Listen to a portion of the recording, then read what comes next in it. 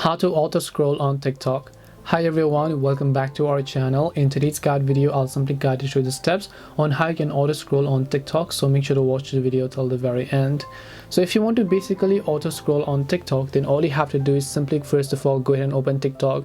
Normally if you finish a certain video, after the video actually comes to an end, it is just going to keep on playing in the loop, right? So let's say this video has come to an end, but the problem here is that it's just going to keep on playing in loop over and over again. But what if I want to auto scroll without having to use my fingers like this? Well, that is also very simple, because all you have to do is just long press on this TikTok app here. You'll feel all these options, and then here you'll see the upper arrow icon that is auto scroll.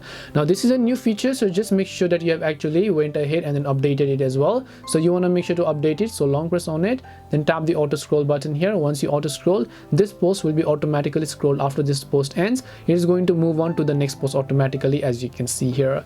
And this is the way to auto scroll on TikTok. If you want to turn it off, you can go ahead and turn it off as well. Hope this video helped you guys. If it did help you, then make sure to leave a like and subscribe to the channel. If you have got any more questions, then feel free to leave them down. Thank you very much for watching till the end, and see you in the next video.